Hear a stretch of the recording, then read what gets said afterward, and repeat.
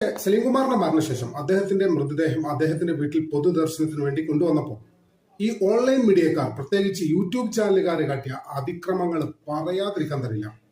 ഇടിച്ച് കയറി തിക്കും തിരക്കും ഉണ്ടാക്കി ആ വീട്ടുകാരുടെ സ്വകാര്യത പോലും മാനിക്കാതെ, അവർക്ക് മര്യാദയ്ക്ക് ദുഃഖിക്കാൻ പോലും ഒരു അവസരം കൊടുക്കാതെ, ഒന്ന് കരയാൻ പോലും അവസരം കൊടുക്കാതെ ഇവന്മാരെ ഇടിച്ചു കയറുകയായിരുന്നു.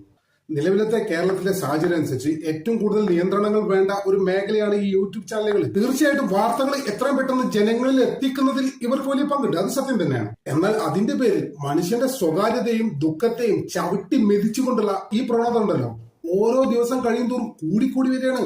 പ്രത്യേകിച്ച് ഈ മരണ വീട്, ഹോസ്പിറ്റൽ, ഇങ്ങനെയുള്ള സ്ഥലത്തുള്ള ഇവരുടെ റിപ്പോർട്ടിംഗ് കാണുമ്പോൾ അത് മാധ്യമ പ്രവർത്തനം എന്നതിനപ്പുറം ഒരു കണ്ടന്റ് ഹണ്ടിങ് ആയി മാറിക്കൊണ്ടിരിക്കുകയാണ്. ഒരാളുടെ കുടുംബം, അയാൾ സാധാരണക്കാരനാവട്ടെ സെലിബ്രിറ്റി ആവട്ടെ, അയാളുടെ കുടുംബം ഏറ്റവും ദുഃഖകരമായ ഒരു സാഹചര്യത്തിലൂടെ മുന്നോട്ട് പോയിക്കൊണ്ടിരിക്കുമ്പോൾ അവരുടെ മുഖത്ത് ക്യാമറ കുത്തിക്കയറ്റി പ്രതികരണം നേടുന്ന ഈ വൃത്തികെട്ട ഏർപ്പാടുണ്ടല്ലോ, ഇതൊക്കെ അവസാനിപ്പിക്കണം. നമ്മൾ നേരത്തെ കണ്ട വീഡിയോയിൽ ആ ചെറുക്കൻ ചോദിച്ചിട്ടില്ല, നിങ്ങൾ എന്താണ് നിങ്ങൾക്കൊക്കെ വേണ്ടത്? നിങ്ങളൊന്ന് ആലോചിച്ച്, ഒരു മകനാണ് ചോദിച്ചത്. അയാൾ ചോദിച്ചത് സത്യല്ലേ? അദ്ദേഹത്തിന്റെ പിതാവ് മരണപ്പെട്ട് കിടക്കുന്നു. അദ്ദേഹത്തെ സംബന്ധിച്ചിടത്തോളം അദ്ദേഹത്തിന്റെ ജീവിതത്തിൽ ഏറ്റവും കൂടുതൽ ദുഃഖിക്കുന്ന ഒരു സമയം, ആ സമയമാണ് നീയൊക്കെ അയാളുടെ സ്വകാര്യതയും അയാളെ സ്വസ്ഥമായിട്ടൊന്ന് ദുഃഖിക്കാൻ പോലും അവസരം കൊടുക്കാതെ അയാളെ സ്വകാര്യതയിലേക്ക് ഇടിച്ചു കയറിയിരിക്കുന്നത്. എന്താണ് നിങ്ങൾക്ക് വേണ്ടത് എന്നുള്ള അദ്ദേഹത്തിന്റെ ആ ചോദ്യം ഉണ്ടല്ലോ, അത് കേവലം ചന്തു സലീംകുമാറില്ല ചോദിച്ചത് നിങ്ങളോട്, ഈ കേരളത്തിലെ മലയാളി സമൂഹം തന്നെയാണ് നിങ്ങളോട് ചോദിക്കുന്നത്.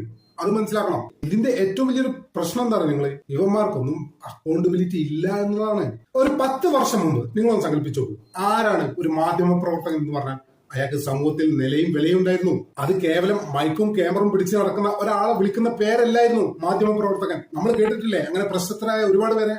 പ്രശാന്ത് രഘുവംശം എന്നൊക്കെ പറഞ്ഞാൽ വ്യക്തിയോട് നമുക്ക് തോന്നുന്ന ഒരു ബഹുമാനം ഇവിടുത്തെ യൂട്യൂബ് നടത്തുന്ന പി ഉണ്ണിക്കുട്ടനുണ്ടോ? അതെന്താണ് ഇല്ലാത്തത്? പ്രശാന്ത് രഘുവംശത്തെ പോലുള്ള ആളുകളെ ജേർണലിസം പഠിച്ചാണ്. അവര് വാർത്തയുടെ ഉത്തരവാദിത്വം മനസ്സിലാക്കിയവരാണ്. എന്ത് ചോദിക്കണം, എന്ത് ചോദിക്കരുത്, എവിടെ ക്യാമറ ഓഫ് ചെയ്യണം, എവിടെ പ്രതികരണം തേടണം എന്നത് ഇവർക്ക് കൃത്യമായിട്ട് അറിയാം.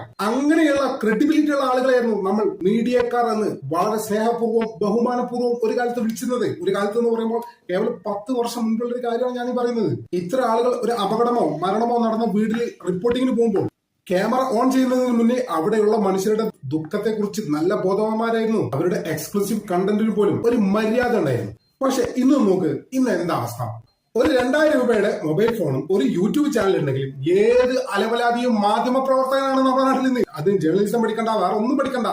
ഒരു മൊബൈൽ ഫോണും ഒരു യൂട്യൂബ് ചാനൽ ഉണ്ടായാൽ മതി, മാധ്യമ പ്രവർത്തകനായി. ഉടൻ തന്നെ അവരുടെ ഇൻസ്റ്റാഗ്രാം ബയോയിലേക്ക് ഞാൻ വർക്ക് ചെയ്യുന്നത് മീഡിയയിലാണ്, ഇത്തരത്തിലൊക്കെ പ്രചരണം ഇവരെന്നെ തുടങ്ങാണ്, ഞാൻ മാധ്യമ പ്രവർത്തകനാണ്. എന്താ മാധ്യമ പ്രവർത്തനം? യൂട്യൂബ് ചാനലുണ്ട്, അതുകൊണ്ട് മാധ്യമ പ്രവർത്തകൻ.